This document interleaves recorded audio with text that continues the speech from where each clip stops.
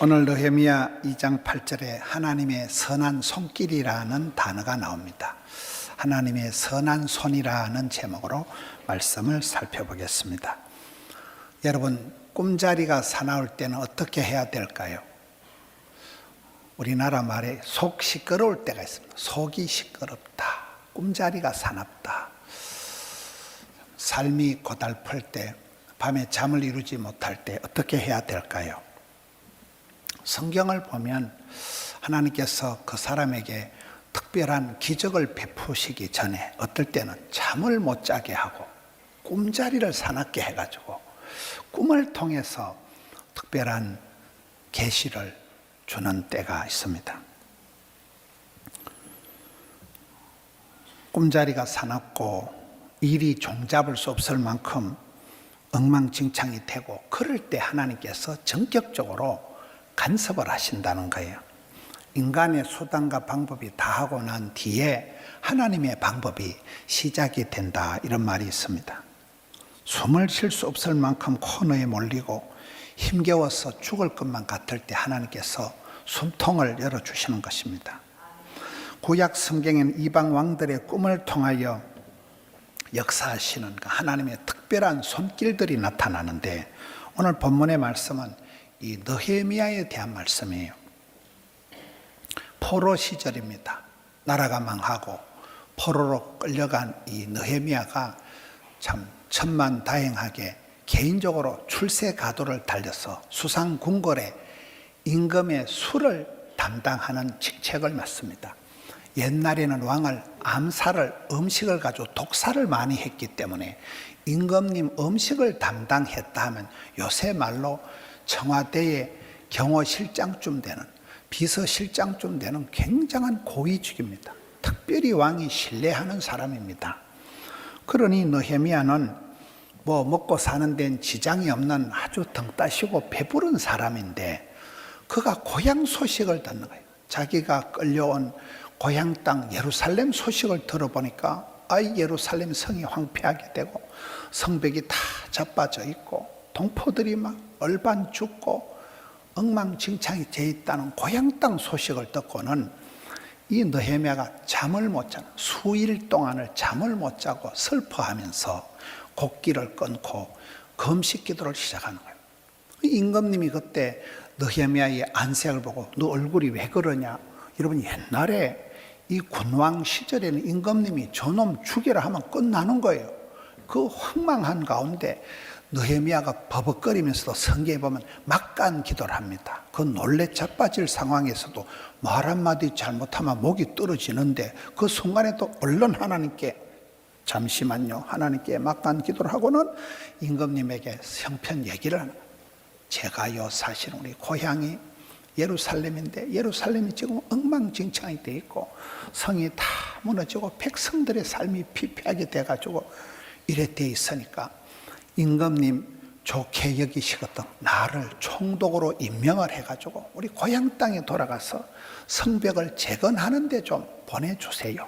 그리고 이왕 보내주시는데 그 건축 자재를 좀 산림청에 얘기를 해가지고 나무를 다 베어가지고 가도록 허락해 주시고, 건너가다 반대하는 사람들이 많으니까 담화문을 임금님이 발포를 하셔가지고 공적으로 나를 좀 파송해 주세요 하였더니, 오늘 2장 8절에 하나님의 선한 손이 나를 도우심으로 왕이 오케이 SK 허락을 하였더라, 이렇게 나오는 거예요. 여러분, 사람이 애쓰고 노력하지만은 응답하시는 분은 하나님이라는 거예요. 나라의 결제는 임금이 하지만은 역사의 결제는 나라의 흥망성쇠, 사람의 생사하복, 생로병사는 하나님이 주관하신다는 거예요. 요게 요 짧은 말씀을 통해서 느헤미야가 잠을 못 자고 슬퍼하는 가운데 금식을 선포하고 기도하는 가운데 벌어진 일입니다. 에스더도 비슷합니다. 여러분, 에스더 시대도 이 포로 시대에 민족이 몰살을 당할 위기에 몰렸습니다. 이러도 저러지도 못하고 그 어려울 때 에스더가 역시 3일 동안 물도 마시지 않고 금식을 선포하고 내가 죽으면 죽을 거다, 내가 죽으면 죽으리이다 결단을 하고 금식을 하고 그렇게 아수에로 왕에게 나갑니다.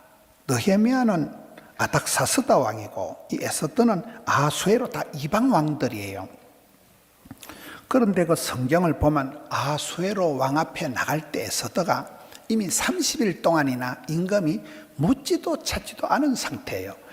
임금님의 간택을 받는 게 오매불망 목적인 그 시대에 임금이 30일 동안이나 한 달 동안이나 묻도 찾도 안 한 에스더가 갑자기 금식을 하고 곡기를 끊고 물도 안 마시고 3일 금식기도를 하고는 임금님 앞에 나가는 거예요.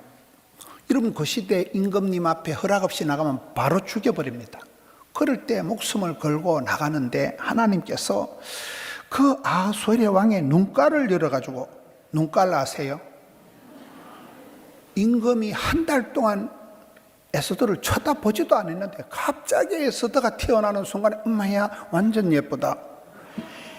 임금의 눈을 열어가지고 에스더가 완전 예쁘게 보여버리는 거예요. 그리고는 임금님이 정신을 못 차리고 내가 나라의 절반이라도 너에게 줄 거다. 마음이 그냥 몰빵이 돼가지고 마음이 폭삭 쏟아지는 거예요. 이것을 성경은 그 이방 왕의 마음을 하나님이 만지신다는 거예요. 마음을 하나님이 움직이신다는 거예요. 그런데 그 성경에 보면 에스더가 보통 배짱이 아니에요.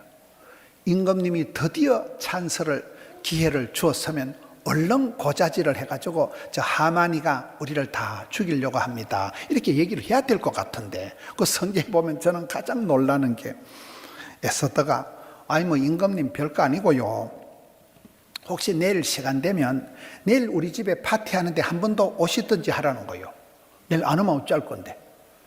그렇게 에스더가 보통 배짱이 아니에요. 그 다급하고 화급한 순간에 얼른 얘기를 옳거냐고 해야 될 것 같은데 마음의 여유를 배짱을 가지고 내일 한 번 더 어서, 오기 싫으면 오지 말고, 이래가지고 배짱을 튕기는데 그 어간에 이 임금님이 밤에 잠을 못 자는 거예요.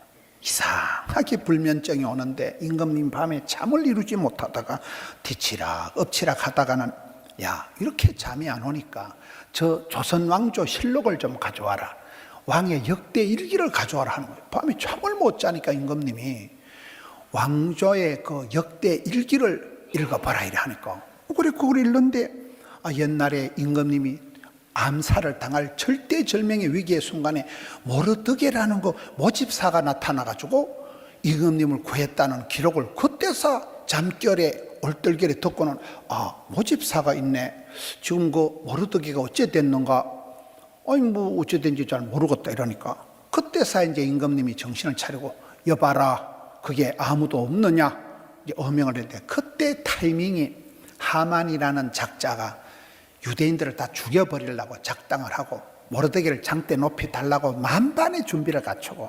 임금님한테 윤허를 얻으려고 옵니다. 그 딱 도착을 해서 이제 임금님한테 결제를 맡아는 그 결정적인 순간에 임금님이 잠이 안 와가지고 조선왕조 실록을 보다가 개 아무도 없느냐, 그때 하만이가 네네 제가 여기 있습니다 들어가니까 야 이렇게 나라와 왕을 위해서 큰일을 한 사람을 어째 대접을 하면 좋겠냐. 그러니까 하만이 진 줄 알고 임금님 옷을 입혀가지고 프레이드를 열어가지고 극진하게 대접을 해야 되니까 그래 그러면 모르드게를 모셨다가 네가 시다바리를 해가지고 왕꼬피를 듣고 네가 시가 행진을 하거라. 그러니까 그때부터 이제 하만이 정신이 없는 거예요. 대반전이 일어나는 거잖아요. 대반전이 일어나는 거예요. 그 다음날 또 임금님하고 잔치상에 가니까 그때서 에스더가 얘기를 하니까 뭐 완전히 판세가 뒤집어져서 하만이 이제 그 역사의 현장에 반전이 일어나서 하만이 그 장대에 달리게 되고 이스라엘 백성들이 민족 몰살을 당할 위기에서 몽땅 다 살아나는데 이 어간에 하나님이 잠 못 들게 하는 그 아수르 왕의 불면의 밤, 그 어간에 그 간섭을 하신 하나님이 우연히 그 역대 일기를 볼 게 또 뭐요? 우연히 잠이 안 오게 하고 이 과정에 성경은 팩트를, 역사적인 사실을 기록하기를 하나님의 선한 손이 간섭을 했다는 것입니다. 요셉도 비슷합니다. 여러분, 성경을 보면 하나님의 사람들이 등 따시고 배부른 사람들이 아니에요.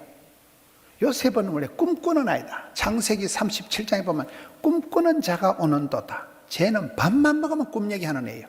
해와 달과 11별이 절을 하고 11곡식단이 자기를 보고 절한다고 뻥을 치는 아이가 요셉이거든요. 쟤는 입만 열만 꿈 얘기해. 꿈쟁이가 요셉입니다. 요셉이가 그렇게 많은 꿈을 꿨지만은 현실은 꿈하고는 정반대의 삶을, 기가 막힌 삶을, 팔자 고약한 삶을 살아간 사람이 요셉이잖아요. 꿈하고는 정반대예요. 안 좋은 일만 생기는 거예요. 살아서 나오기 힘들다는 왕실의 감옥에 투옥이, 인생 막장 왕실의 감옥에 투옥이 되어 있는데, 그때도 또 이방왕, 그때는 바로 왕이에요. 아닥사스다 왕 때는 느헤미야고, 아수에로 왕 때는 에스더고, 여기는 바로 왕이에요. 애굽의 바로 왕. 바로 왕이 밤에 꿈을 꿨는데 뭐 이상한 꿈을 꾼 거예요.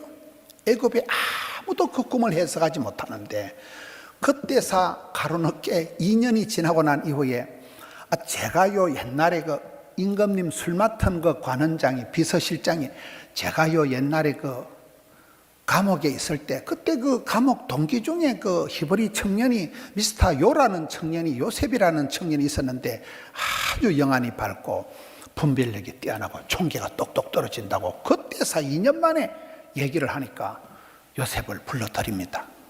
요셉이가 거기서 그 7년 대기근이 7년 대풍년이 올 것을 수상하게 꿈을 해석해주고, 요셉이 그 길로 애굽의 총리가 되어서 70명 가족을 보존하고, 여러분 70명 가족이 떠내려가 가지고 몇 백만의 이스라엘 민족을 이루는 큰 역할을 요셉이가 하게 되는데, 그 바로 왕이 얘기할 때 내가 살다 저렇게 하나님의 성령의 감동을 받은 총기가 있는, 영감이 있는 사람은 처음 본다.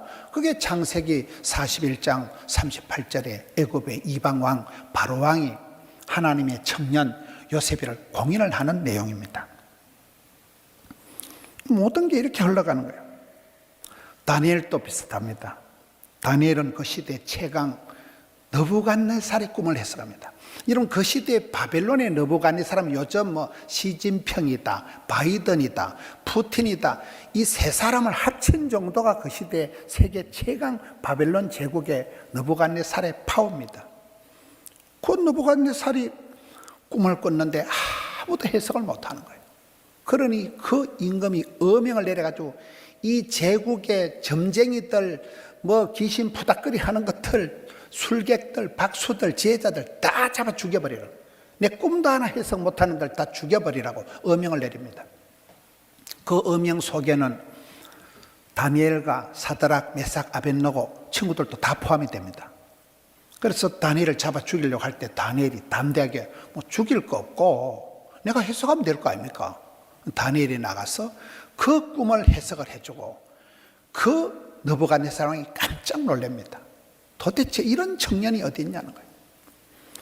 여러분, 우리가 다니엘을 생각해 보면 다니엘이 등 따시고 배부른 금수저로 태어난 그런 아이가 아닙니다. 나라가 망했지요. 성전이 불탔지요. 집안이 풍비박산 났지요. 어린 시절 이국만리 질질 끌려갔지요. 그러면 사람이 패배감, 열등감, 수치감, 쪼다감, 덩신감, 수치감이 와가지고 우리나라는 안 된다는 거예요. 우리 집구석은 안 된다. 나는 안 된다는 거예요. 사람들이 가장 어려운 게 패배감입니다. 죄책감입니다. 수치감입니다. 열등감입니다. 망했으니까, 쪽박을 쳤으니까 안 됩니다. 절대 안 됩니다. 이렇게 우울증 환자같이 살아가야 될 건데, 다니엘은 그렇지 않았어요. 어릴 때부터 뜻을 정하고, 요셉이는 생생한 꿈을 꾸고, 다니엘은 선명한 뜻을 정하고, 사도 바울은 원대한 꿈을 꾸고, 여러분 어릴 때부터 뜻을 정하고 입지전적인 뜻깊게 살아갔지, 의미 없이 그렇게 닥치는 대로 흥청망청, 나는 왕의 진미, 진짜배기 맛있는 거 노 땡큐, 나는 그딴 거 안 먹고 삽니다. 왕의 진미를 거절하고 어릴 때부터 남다르게 살아갔습니다. 그런 다니엘이 루틴이 있었는데, 그는 집에 갈 때마다 집에 가면 항상 하루에 3번씩 기도하는 거잖아요. 집에 가서 나라도 없고 집도 없고 아무것도 없는 다니엘이 방향이라도 잡고 고향 땅 예루살렘을 향해서 창문을 열어놓고, 오픈 윈도우 창문을 열어놓고 하루에 3번씩 하나님 땡큐 감사 기도를 했던 사람이 다니엘이잖아요. 그런데 기도해서 잘 되는 거 없어요. 기도할 때마다 안 좋은 일이 일어나요. 요셉이가 꿈 얘기를 할 때마다 반대 일이 벌어지듯이, 여러분 다니엘이 기도하고 나면 체포되고, 기도하고 나면 감옥 갇히고, 기도하고 나면 사자고리 갇히고. 기도한다고 여러분 만사가 술술 풀리는 거 아닙니다. 기도할 때마다 점점 일이 고약하게 돌아가는 거예요.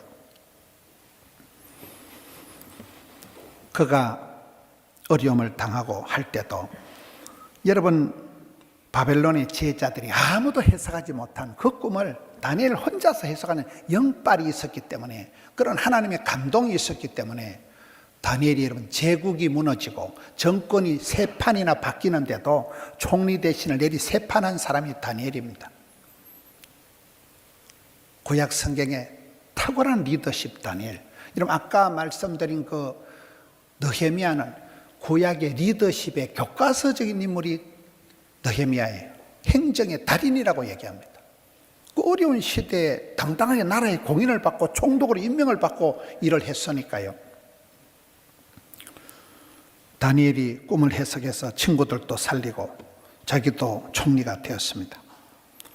모두들 하나님이 주시는 특별한 성령의 영감이 있었다는 거예요. 인스피레이션이 있었다는 거예요. 여러분 과부하고 부흥이 안 되는 교회의 특징은 영감이 없다는 사실이에요. 과부는 영감태기가 없는 것이고, 부흥이 되지 않은 교회는 성령의 영감, 인스피레이션이 없다는 공통점이 있다는 거예요. 성령이 임하실 때 권세한 능력을 받고, 오직 성령의 충만함을 받고 성령의 9가지 열매가 사랑과 희락과 이 열매가 주렁주렁 할 때 그 사람이 가장 원만한 사람, 지혜와 총계가 있는 사람이 되는 것입니다. 하나님은 사람에게, 사랑하는 사람에게 잠을 주신다는 말씀이 있습니다. 하나님께서 우리 안에 소원을 두고 행하십니다.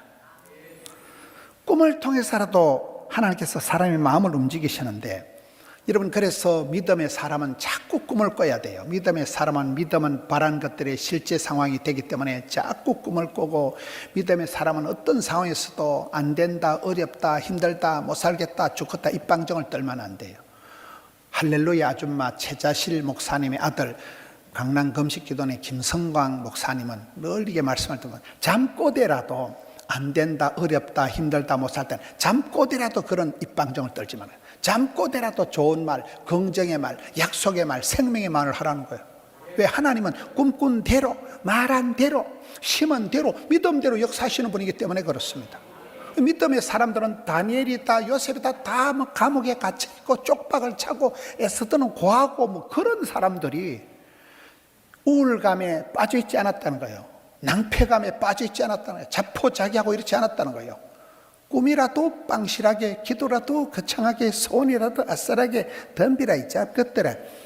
이렇게 나가면서 잠 못 이루는 이방 왕들의 꿈을 해석해 주면서, 전부 다 이방 왕들이에요. 아수에르 왕, 아닥사스도 왕, 바로 왕, 넘어가는 사람 다 이방 왕들인데, 그들의 마음을 하나님이 손길로 만지셔서, 터치하셔서, 마사지를 하셔가지고 그들을 통해서 역사의 반전을 이룬 것입니다. 진인사 대천명이다 이런 말이 있습니다. 사람이 최선을 다하고 나면 하나님이 응답하신다는 거죠. 하나님 100%, 사람 100% 이런 말이 있습니다. 생로병사 흥망성쇠를 하나님이 주관하시지만은, 그러나 네 믿음대로, 네 심은 대로, 네 꿈꾼 대로, 네 소원대로 하나님 역사하시기 때문에 우리는 최선을 다해서 애를 쓰는 것입니다. 성도들이 하나님을 경외하고, 부모님을 공경하고, 부부간에 존경하고, 형제간에 우애하고, 나라를 사랑하고, 교회를 사랑하고, 가정을 사랑하고, 자연을 사랑하고, 도시를 사랑하고 해보세요. 역사가 벌어집니다.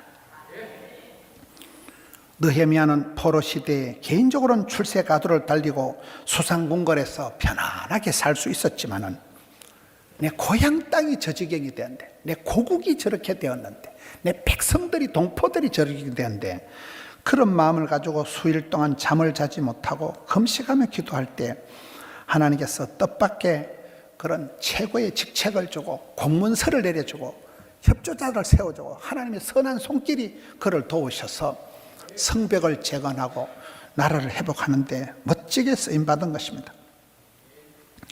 에스더는 그 시대 포로 시대, 포로 귀환 1차, 2차, 3차 웬만한 사람들은 고향 땅으로 다 돌아왔어요. 그때 돌아오지도 못한 역사의 찌끄러기 같은 것들이 이 에스더 모르드게입니다. 역사의 아웃사이더들이에요. 거기다 또 부모님이 다 돌아가신 고아잖아요. 그런 천혜의 고아로서 살아갔지만은 임금님이 묻지도 찾지도 않은 지가 한 달이 넘었는데 잊혀진 여자였지만은 죽으면 죽으리다고 금식을 선포하고 하나님께 나갈 때 하나님께서 대반전의 역사를 일으키는 거예요. 왕비로서 자기 한 사람 사는 데는 지장이 없었지만은 내 새끼, 내 건강, 내 돈이 아니에요. 내 몸이 아니라 내 동포들이, 내 나라가, 내 민족이, 나라와 민족을 생각하면서 그가 일사각오로 나갈 때 하나님께서 큰 기적을 베풀어 주신 것입니다. 성경 곳곳에는 그런 이름도 없고 힘도 없고 그런 여인들의 믿음찬 이야기들이 많습니다. 이방 여인, 모압 여인이 결혼해서 10년 동안 애도 없고 재산도 없고 추억도 없고 아무도 없었지만은 시어머니가 믿는 하나님이 나의 하나님이 되시고 시어머니 가는 곳에 내가 갈 거고 시어머니 죽는 곳에 나도 막 거기서 죽어볼 기다. 그렇게 고백을 하니까 우연히 보아스의 밭으로 하나님의 특별한 간섭과 인도를 성경은 만고 우연의 일치라고 기록하고 있지만은 그 기업 물을 자 유력한 자 보아스를 만나면서 재혼의 복을 받고 그 사이에서 다윗이 태어나고 다윗의 자손 예수 그리스도 세계까지 쭉 이어지는 그런 여인으로 멋지게 쓰임받는 것입니다.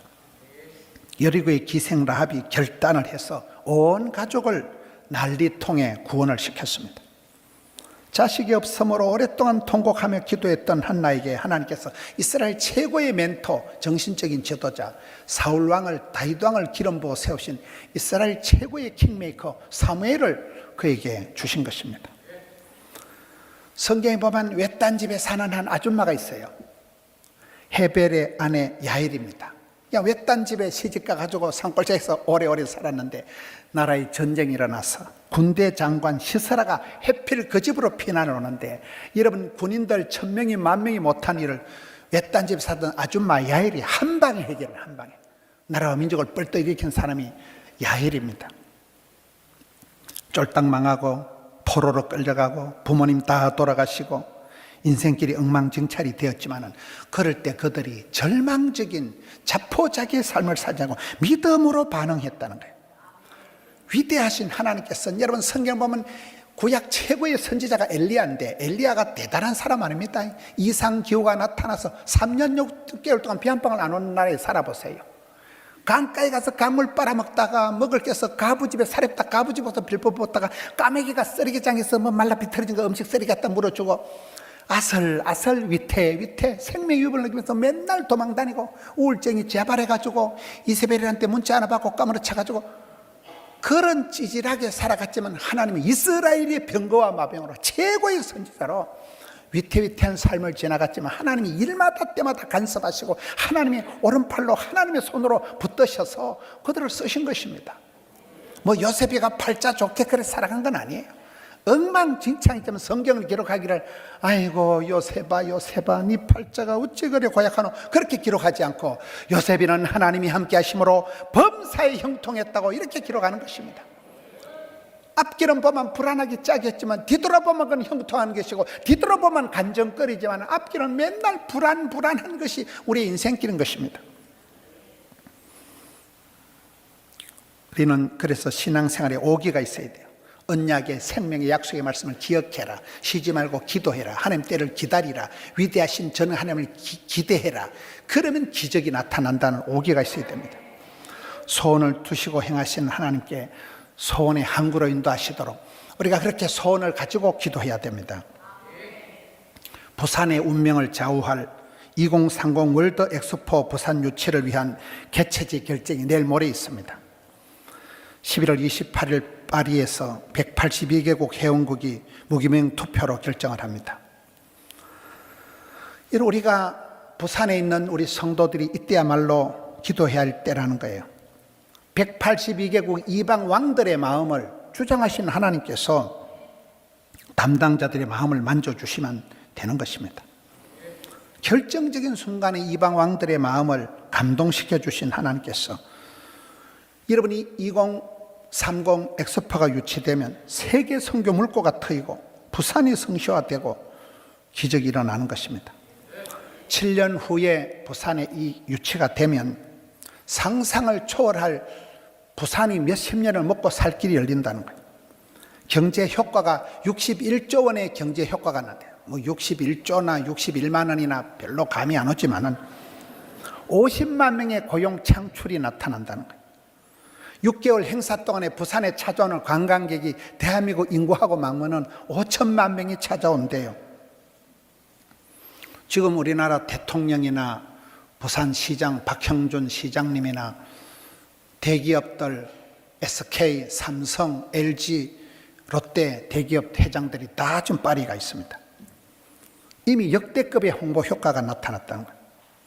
이 한국의 아름다움, 대한민국의 아름다움, 색동 한복을 입은 어린이들이 나오고 K컬처, K푸드, K뷰티, K팝 환장을 합니다. 제가 지난번에 두바이하고 레바논에 갔을 때도 그곳의 청년들의 꿈이 K팝을 부르는 본고장 한국에 가는 게 그 이슬람 청년들의 꿈이더라고요. K컬처, 부산의 매력을 앞세우고 이것을 위해서 지금 온 나라가 원팀이 되어서 홍보를 하고 있잖아요. 저는 요즘 제가 목사님들하고 대화를 하면서 느낀 게 현대 전도는 이미지 전도입니다. 여러분이 한 분씩 교회 전도해가지고 각계 전도해가지고 그래요. 지금은 이미지전. 여러분 이 포도원교회는 유튜버 강국입니다. 포도원교회는 일찍이 방송 강국이라니까요. 잘 모르시는가 보네. 우리 교회가 이미 방송을 통해서 우리 교회는 이미 이미지가 굉장히 좋은 아름다운 교회입니다. 참고로 하세요. 남들은 그래 다 얘기를 해요. 우리 성도님들은 그래 생각을 안 하시는 것 같아. 이미지가 중요하다는 이미지가. 포도원교회, 부산. 여러분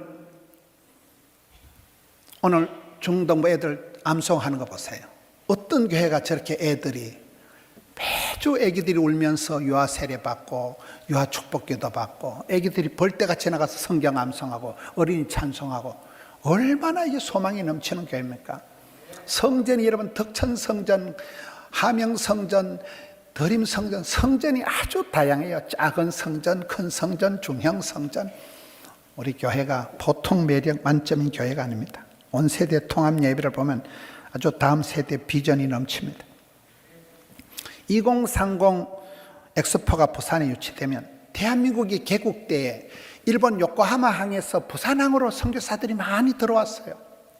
6.25 때는 부산만 남아가지고 부산에서 밑불을 떼가지고 대한민국이 회복이 된 거잖아요. 이번에 2030 월드 엑스포가 유치되면 세계 선교의 물꼬가 터여가지고 지난번 월드컵 때 여러분 올림픽 때 선교사들이 제일 신이 났어요. 선교사님 나라가 어디예요? 오필성 코리아. 대한민국이 그때 선교사님들이 와서 통역하고 선교사님들이 앞장서서 일을 했기 때문에 여러분 이런 일들이 유치가 되면 세계 선교 물꼬가 터입니다. 부산이 몇십 년을 먹고 삽니다. 부산이 기업이 잘 되고 부산의 청년들이 여기서 일자리를 찾고 여러분 그런 부산의 생업이 형통하게 되고 부산의 교회들이 부흥되고 부산 성시화가 이루어지고 이런 기적이 일어나도록 지금 성도들이 며칠 남은 기간 동안에 기도의 손길을 모을 때입니다.